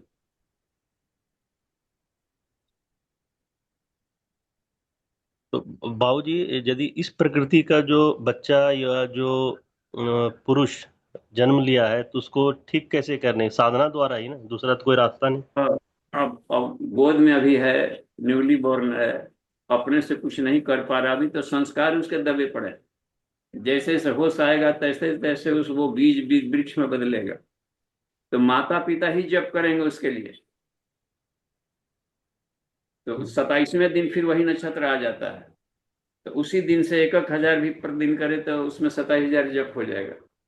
अब दोनों मिलकर करेंगे तो भी जल्दी हो जाएगा, तो 27,000 के बदले में कुछ अधिक कर देंगे तो घाटा नहीं, और उसी नक्षत्र में फिर जाकर के पूजन कर लिया जाए जबकि वो नक्षत्र फिर सामने आ गया हो, क्योंकि वो तो प्रभाव दिया और निकल गया। क्योंकि सारे ग्रह नक्षत्र एक चुंबक चुंबक हैं, और चुंबक का चुंबकीय बल धरती पर आते रहता है, तो उसको एंगल ऑफ इंक्लिनेशन कहते हैं, किस डिग्री पर किस ढंग से आ रहा था। और विचार है, यह भी विद्युत चुंबकीय तरंग है, तो विचार विचार को काटेगा, लोहा लोहे को काटेगा। इसलिए ये राशियाक्षर के नाम पड़े दिए जाते हैं कि इसका राशि का अक्षर क्या पड़ा, कि इस शब्द का उच्चारण किया जाए तो इस अक्षर के उच्चारण से लड़के के मस्तिष्क में सीधे जाएगी गहरी, और उसका कोई अच्छा सा नाम दिया जाए तो एक थीम बनता है दिमाग में। तो एक तरीके से मेंटल ब्रेन वॉशिंग का क्रम चल पड़ रहा है। नामकरण संस्कार के पीछे इसी का विज्ञान है जी। जी बाबूजी, प्रणाम। जी प्रणाम। अगला नेक्स्ट। जी जी प्रणाम। बाबूजी प्रणाम, सभी साथियों को प्रणाम। बाबूजी, अभी जैसे आप बताएं कि कौलाचार जो है ना, वो आज्ञा चक्र से सहस्त्रार चक्र तक की यात्रा है, जी या शिव शक्ति के मिलन को भी कौलाचार कहते हैं। हाँ तो ये जो जिज्ञासा है, जैसे कुंडलनी जागरण में भी तो यही है, शिव शक्ति का मिलन ही तो कुंडलनी जागरण है ना। जी, तो कुंडलिनी जागरण को ही कहा जाता है कौलाचार, एक नाम कुंडलनी। यही है। इसलिए कि कुल सुषुम्ना मार्ग से आपकी यात्रा चल रही है, कुल मार्ग कहा जाता है सुषुम्ना मार्ग को। जी शिव शक्ति का रास्ता है, मूलाधार से सहस्रार की प्राण आते जाते रहते हैं, तो राजपथ है वो। इस राजपथ को कौल मार्ग कहा जाता है। जी जी बाबूजी। बाबूजी, जिज्ञासा दूसरी मेरी है, एक गायत्री गीता से संबंधित अभी पढ़ रहे थे, तो जो मंत्र होता है ना, और मंत्र और उसका अर्थ, जैसे मंत्र संस्कृत में दिया गया है उसको पढ़ने में, तो शक्ति किससे उसमें होती है, किस में होती है शक्ति, अर्थ में या मंत्र में, किस तरह से दें? मैं समझ नहीं पा रहा, ठीक से कहा जाए। वो जैसे मंत्र, कोई मंत्र होता है, जैसे गायत्री मंत्र पूरा है, ओम भूर्भुवः स्वः तत्सवितुर्वरेण्यं भर्गो देवस्य धीमहि धियो न प्रचोदयात्। ये हम्म। मंत्र पढ़ते हैं, और यह मंत्र का अर्थ जो है उसको पढ़ने के लिए होते हैं, तो शक्ति किस में मिलने के लिए होती है? देखिए जैसे भाव हम, में। बाबूजी हमारी जिज्ञासा इसलिए थी कि मैं संस्कृत वाला तो मुझे नहीं आता है ना पढ़ने के लिए, तो मैं उसको हिंदी का ही पढ़ता हूँ। तो किस में जो है ना शक्ति जो होती है? देखिए शक्ति मंत्र में, मंत्र की शक्ति इसलिए कही गई है अधिक, और उसमें ये दोनों में कि जिससे कि मंत्र है लिखा है, एक है कि उसका भावार्थ लिखा है। ठीक है। तो मंत्र वेद के जितने भी मंत्र हैं, तो एक हुए हैं हम लोग के जैसे उत्तम कृषि, उनका कहना है कि वेद के सारे मंत्र अनर्गल हैं। अनर्गल माने फालतू नहीं, उसकी वो शब्दों के व्याख्या में हम लोग न उलझे। वो कुछ अक्षरों के ऐसे गुंफन है कि अर्थ न भी मालूम हो, ऐसे भी उन मंत्रों को बड़बड़ाएंगे आप, खाली उच्चारण करेंगे तो भी प्रकृति में आग लगा देगा और शांति ला देगा। जैसे इसमें बोला जा रहा है गंग गंग गंग, तो विघ्न का दूर होगा ही, तो गंग गणपति कर दिया गया। तो ओम ऐसे भी उच्चारण करेंगे तो शरीर के भीतर में वो ब्रेन में जो है कुछ ना कुछ कंपन होगा ही, आवाज साउंड को वाइब्रेट कराएगा, और वाइब्रेशन से धूल कण उसमें झड़ेंगे ही झड़ेंगे। तो वो जी ध्वनि विज्ञान पर आधारित है सारे वेद मंत्र। तो उसका अलग है, ऐसे मान ले कि उस प्राण स्वरूप दुख नाशक सुख स्वरूप श्रेष्ठ तेजस्वी ऐसे पढ़ रहा, और वो है कि इसको भले अर्थ नहीं जानता, ओम भर्गो स्व तत्सवितुर्वरेण्यं भर्गो देवस्य धीमहि धियो न प्रचोदयात्, ओम भर्गो ऐसे भी बोल रहा है लंबे समय तक, तो भी शरीर में उसमें देखेगा कि कुछ गर्मी और कुछ ऐसे निकलना शुरू हो गया, घर्षण। अर्थ जान करके हाथ घर्षते तो या ऐसे ही रगड़े तो आग पैदा ही होगा। जी जी बाबू। अच्छा, तो फिर जाकर के अर्थ क्यों किए गए भाष्य में, उसको कहते हैं प्रामाणिक शक्ति। तो यदि भाव जोड़ दिया जाए, अर्थ करने से भाव बनता है, तो भावनाओं के साथ में यदि घर्षण किया जाए तो देखा है कि और चमत्कार कर रहा है। इसलिए इसकी व्याख्याएं भी की गई, उसके पॉजिटिव अर्थ निकाले गए, अच्छे भाव। तो भाष्यकार अधिक होने का मतलब होता है कि अनंत, ईश्वर अनंत है तो अनंत अच्छे अर्थ हो सकते हैं। तो हर अच्छे अर्थों को सत्य कहा है। जी जी बाबू। धन्यवाद। धन्यवाद। अब बच्चों का नाम जैसे राम रख दिया, और राम उच्चारण करते समय ईश्वर का भी ध्यान यदि आ जाए कि कण कण में ईश्वर दौड़ रहा है, इस बच्चे में वही ईश्वर तो फूट जाए, तब देखिए अंतर पड़ गया। तो भाव उसमें प्राण डालता है, भावना को प्राण कहा गया है। और मंत्र है एक शक्ति है, एनर्जी है, जिसको वो ध्वनि, साउंड एनर्जी, तो साउंड एनर्जी का अलग महत्व होगा, और उसके साथ भावना जोड़ देंगे तो चमत्कार बढ़ जाएगा। जी जी, बहुत धन्यवाद। जी धन्यवाद। जी अभी 5 हैंड्रेड हो रहे हैं। जी पहले कविता दीदी अपनी दीदी। कविता दी। प्रणाम बाबूजी, सभी को प्रणाम। प्रणाम। बाबूजी, दो बात पूछनी थी। एक, चंद्र नाड़ी तो मेरा ज्यादातर मतलब बहुत स्लो चलता है बाबूजी, तो प्राणायाम करके अनुलोम विलोम करके क्या उसको ठीक किया जा सकता है सुषुम्ना नाड़ी में लाके, क्या साधना के समय में? जी किया जा सकता है, सबसे सरल है, सबसे सरल तरीका वही है, अनुलोम जी विलोम। बाबू। तो जिसे स्वर संयम एक शब्द है, तो स्वर संयम विज्ञान में कोर्स में स्वर संयम आता है, तो स्वर संयम में प्रैक्टिकल क्या, तो प्रैक्टिकल अनुलोम विलोम। जी बाबूजी, एक और प्रश्न और था बाबूजी। होना क्या हो, न्यूट्रल ईश्वरीय भाव में रहे। अब ईश्वर हर जगह है, तो ईश्वर के जिससे जुड़ गए तो हर जगह, चाहे युद्ध में विजय हो या धन दौलत कमाना हो, हर जगह सब पा लिए जी। ऐसे ही जाएंगे तो केवल एकाकी भाग रहे हैं,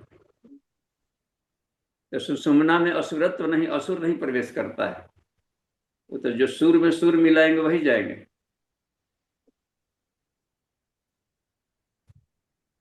सुषुम्ना को क्लीन किए, साफ किए बिना, देखिए गुरुदेव का जो नाड़ी शोधन प्रक्रिया है जी, उसमें है कि पहले ईड़ा को साफ कर लिए, फिर पिंगला को साफ कर लिया, इसको ईड़ा चालन पिंगला चालन, इन्होंने जो कुंडली उपनिषद के आधार पर इसको तैयार किया, और फिर जाके सुषुम्ना चालन, दोनों नाक से साफ ले, पहले बाएं बाएं, फिर दाएं दाएं, फिर बीच वाला को साफ कर ले, तो सब साफ हो गया। फिर जिधर से जिधर मन इधर उधर जाते रहिए, भटकाव नहीं आएगी, इलाज ठीक हो गया।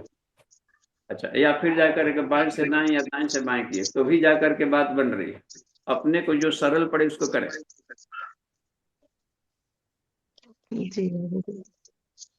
बाबूजी, गायत्री हृदय में जो ध्यान है बाबूजी, उसमें बताया गया गायत्री मस्तक में स्वर्ण है, तो वो समझ में नहीं आया बाबूजी।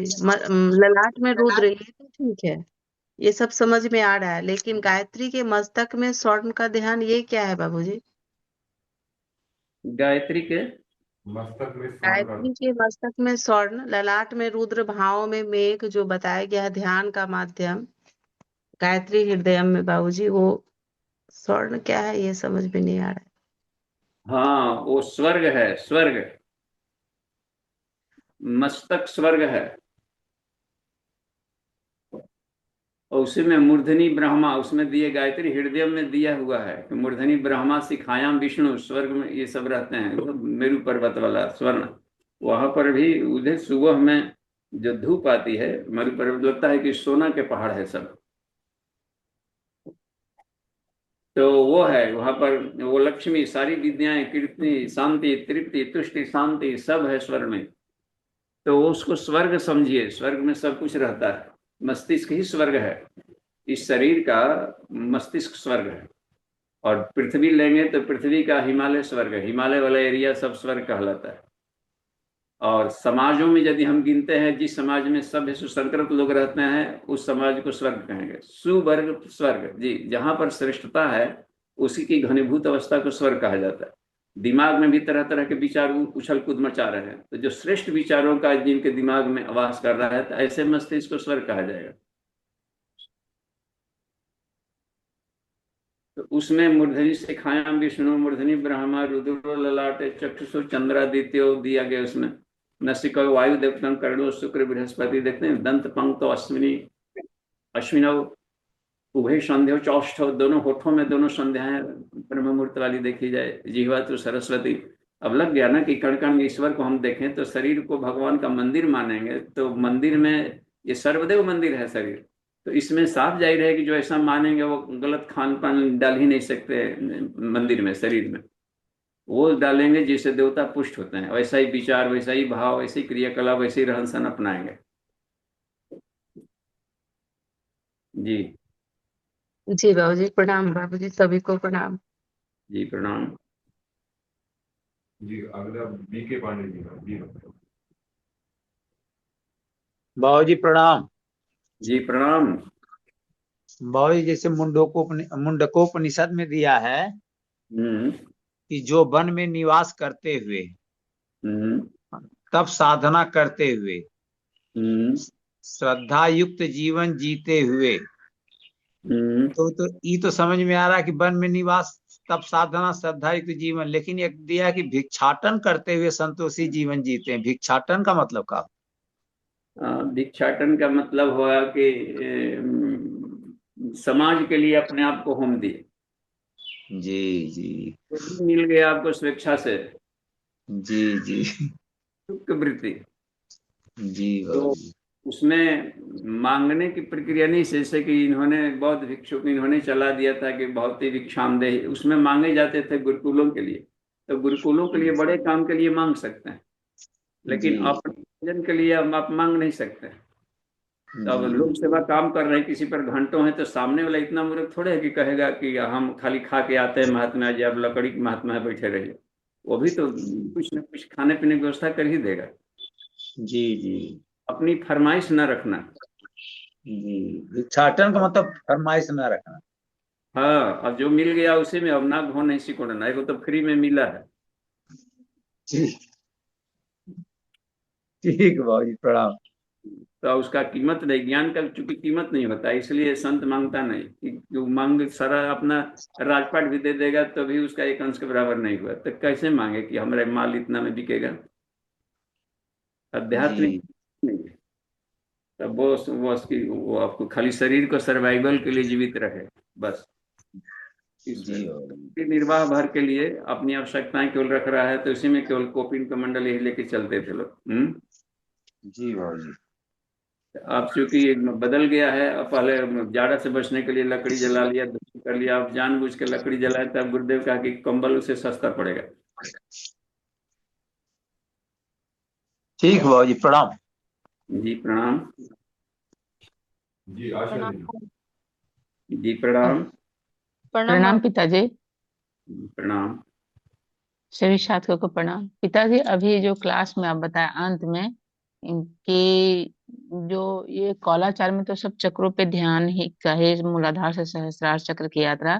तो बताया कि चक्र इधर उधर भाग रहा है, तो इस पर प्रकाश चाहिए पिताजी, इसका मतलब नहीं समझ में आया। चक्र, हम लोग पहले तो चक्र चक्र को समझें, देहाती भाषा में ये समझें कि चक्र माने चक्कर, तो ना चक्कर में फंस गए जी, इसको चक्र कहते हैं। तो इसको ठीक करना है। कोई व्यक्ति जहां जहां गए तो इतने चक्र में इतना चक्रवात है, भंवर है कि भंवर पर भंवर है। कोई व्यक्ति बकरा बकरी कुत्ता वगैरह कुछ दिख गया, वो देखते समय क्या विचार उठा है वही चक्र है, बस। तो उसमें ईश्वर भाव आ गया, देख रहे हैं तो आपका वो चक्र जग गया, बस। तो ये भेद दृष्टि किताब कौल कौल बन गए। अब परमहंस बनते जा रहे हैं। परमहंस, हंस देखते हैं कहीं से भी विकार में से अपना दूध चुन लिया, हर जगह घुला हुआ है दूध पानी में। तो परमहंस देखिए, तो हंस साधना है, ये प्राण की साधना है। तो यही अभ्यास करना है सर्वसंत तक, ईश्वर को सर्वव्यापी मानकर। तो यही चक्र साधना है। और शरीर के भीतर में देखा गया कि मेरुदंड मार्ग में कुछ विद्युत चुंबकीय प्रवाह पैदा होने हैं, तो वहां वहां पर ध्यान देते हैं, तो वो बात बनी। अच्छा, अलाइनमेंट होता है, इधर उधर भागने का मतलब होता है कि मूलाधार। तो मूलाधार सुषुम्ना में है कि नहीं है, इसका पहचान है कि हम विषयासक्त बन गया, पदार्थ भावना बन गई, हमारी इंद्रियां किधर जा रही, मूलाधार से सारी कर्मेंद्रियां बनी है। तो वाणी इधर उधर भाग रहा है, वाणी यदि ईश्वरीय बात नहीं बोल रहा है तो अलाइनमेंट इसका खराब है। पटरी से उतर के यहाँ वहां इसकी वाणी बहक रही है, भाग रही है। हाथ कुछ और भी कर रहा है, ईश्वर काम करने के लिए था, सेवा बहाल के लिए था, और दूसरों को इसे प्रताड़ना में लगा दिया।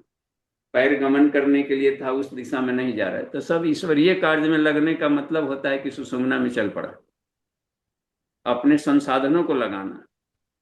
स्वादिष्ठान जैसे विचार का है, तो विचार रूप है, रूप आकर्षित कर लिया तो अलाइनमेंट इसका खराब है। रस विस्वाद भी आकर्षण कर लिया इधर, तो इसका अलाइनमेंट इधर, चक्का इधर भाग रहा है उधर भाग रहा है। ऐसा घोड़ा चलेगा कहीं दीदी पर, जिसका सारे घोड़े अलग अलग भाग रहे हों। तो अलग अलग भागने को कहा जाता है कि मेन ट्रैक से नहीं पर नहीं है, मेन ट्रैक पर लाना पहले पड़ता है, तब चक्र जागृत हो गए। तो ऐसी कुछ बात नहीं बननी है खाली, बस ये और उपहास के पात्र बने। तो कौल में वही लोग किया जाता है जो कि ये बन गया हो, जुनून आ गया हो कि नहीं हम इसको पाना ही पाना है। जी प्रणाम पिताजी, धन्यवाद। कुछ हुआ होगा क्लियर, ऐसा थोड़े है कि हाँ। जी हाँ जी प्रणाम पिताजी। प्रणाम। जी माधवी दीदी। प्रणाम बाबूजी। जी प्रणाम। बाबूजी ये योग वशिष्ठ में है, मतलब लिखा है जो ब्रह्म ही ब्रह्म है। तो ये क्या ब्रह्म क्या हो गया बाबूजी? क्या हम लोग कहाँ भ्रम कर रहे हैं? क्या ब्रह्म है? और कह रहा है कि जो ये दृश्य और दर्शन से जो मतलब इसके बिना हो गया, रहित हो गया, तो वो परम ब्रह्म है। तो बाबूजी कहाँ ब्रह्म है? ब्रह्म हम क्या है? हमें कुछ समझ रहे हैं, नितिन जी पूछे तो क्या पूछ रहे हैं? ब्रह्म है, ब्रह्म है। पूरा एक बार दीदी दोबारा बताइए, रिपीट कीजिए। यह ब्रह्म से प्रतीत होने वाला जगत एकमात्र ब्रह्म ही है। हाँ, जो और लग रहा है कि अलग है, ईश्वर नहीं है, ईश्वर नहीं है, तो समझिए उसको भ्रम कहते हैं। हर जगह ईश्वर है। मान ले कोई देखा भिक्षुक दिखाई पड़ गया, या कोई मान ले कोई लफुआ दिखाई पड़ गया, और कोई बढ़िया आदमी दिखाई पड़ गया, तो भगवान जी लफुआ का पाठ कर रहे हैं, भगवान जी बढ़िया का पाठ कर रहे हैं, इतने से भी बात बन जाएगी। वाह गजब के हैं ईश्वर। ये भी देखिए कैसे भगवान जी ढकल ढकल चल रहे हैं, तो आपको बड़ा अच्छा लगेगा, दया आएगी उस पर, न कि उपहास उठाएंगे हम बढ़िया है इधर से। देखिए राम जी बड़ा अच्छा है जी, राम जी को वशिष्ठ दिखा रहे थे, तो अपने दोनों को ले गए, तू यहाँ पर पढ़ रहा, उसके भी सूक्ष्म शरीर को आकाश में ले गए। देखो हम लोग आकाश में है, देखो नीचे भी वशिष्ठ दिख रहा है, राम दिख रहा है, और वशिष्ठ अपने ज्ञान को बघार रहा है, राम इसे बना रहा है। देखें अपना अपने अपने ज्ञान को कितना घमंड है वशिष्ठ को, ये दिखा रहे हैं खुद वशिष्ठ सूक्ष्म शरीर में। तो इस तरीके से, इस भाव से अपना देखना हर चीज का। वैराग्य हाथ में फल, तो भगवान फल के रूप में यहाँ पर है। अब ये खाएंगे यानी शक्ति मिलेगा, फल नहीं देगा। ईश्वर इसमें थे और हमारे शरीर में आ गए, सब ईश्वर का शरीर है। ये इसीलिए कठिन है मार्ग, कौल को आसान नहीं कहा जाता, इसमें सारा ज्ञान और साधना सब झोंकना पड़ता है इस सिद्धि को लाने में। तो अभी समय हो गया है। हाँ जी, थोड़ा थोड़ा सा 5-10 मिनट हो गया, लेट शुरू किया था। अच्छा लेट शुरू किया था, चलिए पूछे था फिर आपने। जी प्रणाम बाबू। जी प्रणाम। बाबूजी, आप भी कहते हैं अपने प्रवचनों में और गहना कर्मणों गति में भी उल्लेख आया कि जब तक अपना प्रारब्ध है, जब तक दुख सुख आदमी को भोगने पड़ते हैं। यदि कोई गहन बीमार हो गया तो वो बीमारी यदि प्रारब्ध के द्वारा आई है, तो वो इतने पूरा प्रारब्ध कट नहीं जाएगा, बीमारी ठीक नहीं होती वो। तो बाबूजी, अब यहाँ गाजियाबाद में एक देश का पहला एक ऐसा काम हुआ है, वो इच्छा मृत्यु उसको दी गई है। मिस्टर राणा है, सुप्रीम कोर्ट के आदेश पे उनको इच्छा मृत्यु प्रदान की गई है एम्स में। तो क्या उनका प्रारब्ध पूरा हो गया होगा? प्रारब्ध देखिए, हम लोग अपने ढंग देखिए, प्रारब्ध तो अज्ञानियों के लिए है, एक शब्द है। प्रारब्ध एक शब्द है, सिर्फ देहाभिमानियों के लिए बनाया गया, जिसको शरीर में अपने को शरीर मानकर जी रहा।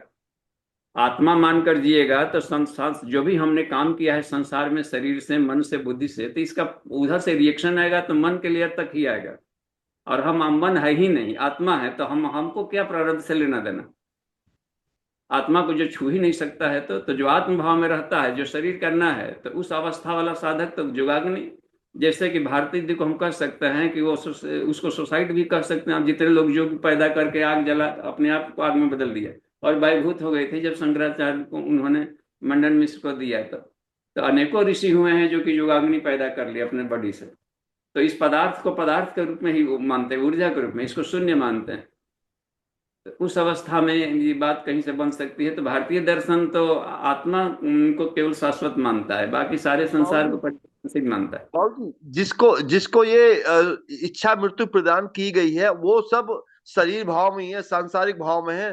तो मैं उन्हीं के लेवल पे कह रहा हूँ कि जो उनके लेवल पे कहा कि वो प्रारब्ध खत्म हो गया क्या?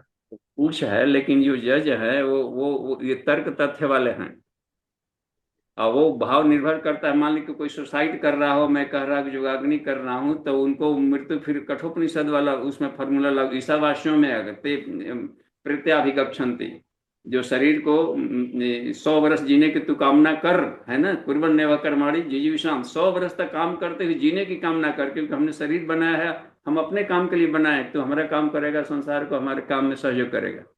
और पहली शरीर छोड़ दिया है तो कहा कि और आसक्त भाव से जी रहा हो, तेन तक तेना भुंजी था, नहीं जी रहा हो तो ते प्रत्याभिगंछन्ते, उस शरीर पर हो जाकर प्रेत योनियों में जाते हैं और बहुत कष्ट में पड़े रहते हैं अंध लोगों को। तो वहां पर वो न्याय काम करेगा, क्योंकि ईश्वर देख रहा है कि तो किस भाव से क्यों क्या कर रहा है।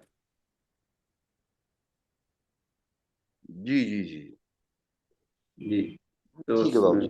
समय देखिए वो हो गया, हम तब कितना लेट किए थे, चलिए ये 15 मिनट लेट किए थे। 15 मिनट लेट किए, चलिए दो एक पूछ लीजिए और। जी, तो बाबू जी जैसे आपने बताया कि जो है जब हम आज्ञा चक्र से ऊपर उठते हैं तो वहां पर जो है प्रकृति समाप्त हो जाती है, तो उसका क्या अर्थ है, क्या मतलब ऐसा समझा जाए प्रकृति कि समाप्त हो जाती है मतलब है कि आपको द्वैत भाव खत्म हुआ। पदार्थ जगत को आपने देख लिया कि यहाँ पर पदार्थों के एक ही स्वरूप है, सिर्फ उड़ती हुई तरंग है, सिर्फ तरंगों का खेल है। यहाँ पर यह ऊर्जा है, ज्ञान युक्त ऊर्जा है, इतना समझ भर लेने से कहा जाता है प्रकृति को पार करने। जो और जो पुरुष सूत्र में जो आता है कि जो 3/4 भाग जो है कहीं छूता ही नहीं है, क्या ये हाँ 3/4 भाग की बात हो रही है? जी, उसमें और अपने को हलचल को शांत कर देना, चित्त की वृत्तियां का शांत होना ही आत्मस्थिति है, यानी निर्मल मन को आत्मा कह सकते हैं। तो क्यों हमसे कहवावे कि तू आत्मा कही का बुद्धि को, तो निर्मल बुद्धि हो गया तो आत्मा पा लिया, तब क्यों भगवान बुद्ध ने आत्मा शब्द का प्रयोग नहीं किया? हम कहें सम्यक शब्द है ना वहां जी, सम्यक दृष्टि, सम्यक भाव, यानी हर जगह एक भाव में देख रहे हैं, तो एकत्व देख रहे हो। और शिव शक्ति का मिलन कहाँ पर होता है? आप शिव शक्ति का मिलन जहाँ हर जगह है, क्योंकि शिव और शक्ति गुम्फन है, अलग है ही नहीं कहीं ना। दिक्कत है ज्ञान युक्त ऊर्जा है, दोनों गुण है उसका। एक ऐसी एनर्जी जिसमें कि नॉलेज भी है, तो अलग किसे कहेंगे इसमें? शक्ति शक्ति मत रहे, कभी भी शिव अलग नहीं है शिव शक्ति से, हमारे अज्ञानता के चलते अलग अलग दिखता है। इस स्थिति को आज तभी ईश्वर आनंद में शांति में कहेगा, नहीं तो कुछ पाने की ललक रहेगी। यदि पाने की ललक है तो अतिरिक्त है, वो पाया पाया है, ओतप्रोत है, तो फिर उसको क्या प्रयास कर रहा है? वो हर हाल मस्त है। चलिए ठीक है। सुमन दीदी का हो रहा है लास्ट में। जी अंतिम सुमन देवी। हाँ बाबूजी, योग वशिष्ठ से ही एक क्वेश्चन है।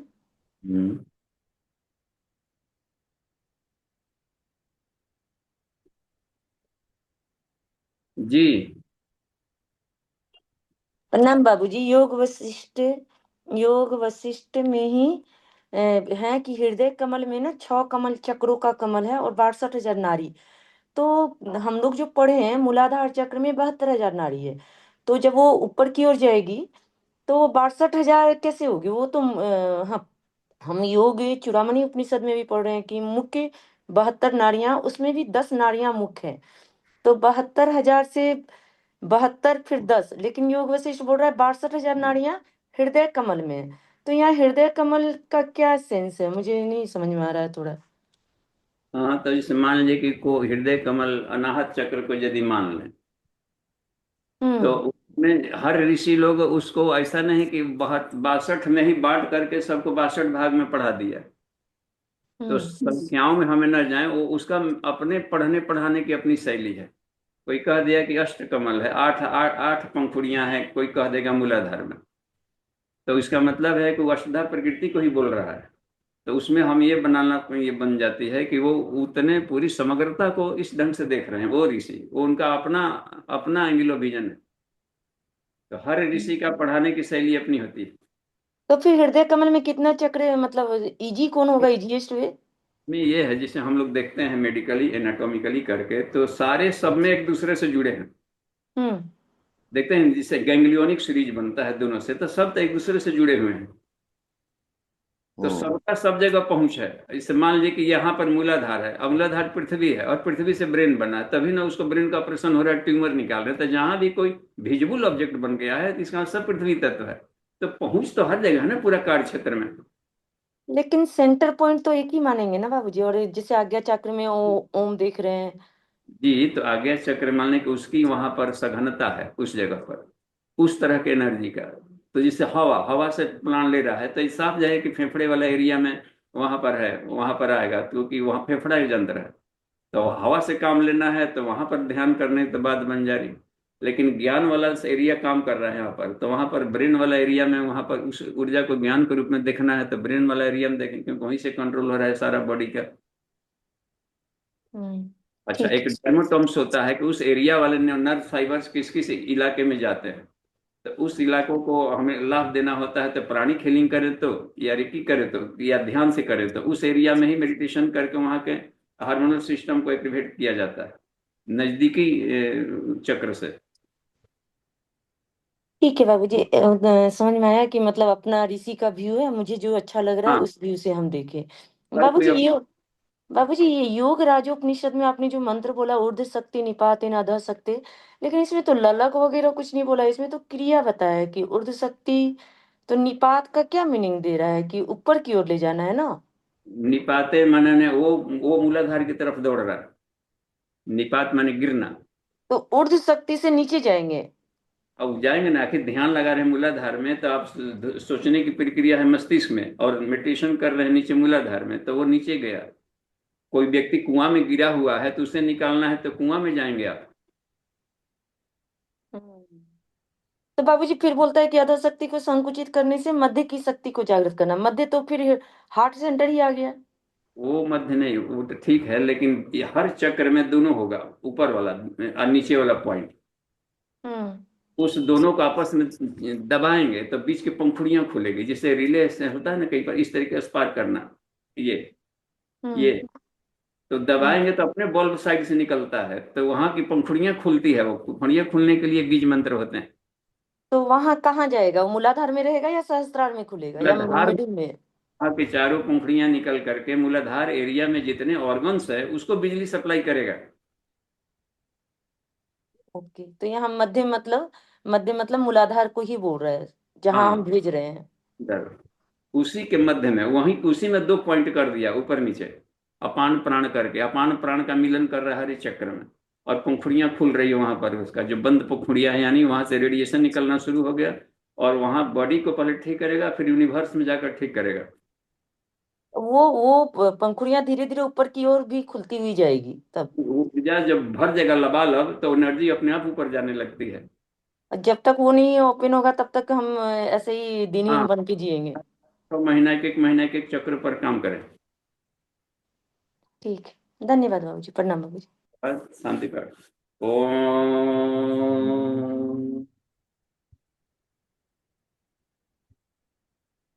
शांति, शांति, शांति, समाप्ति।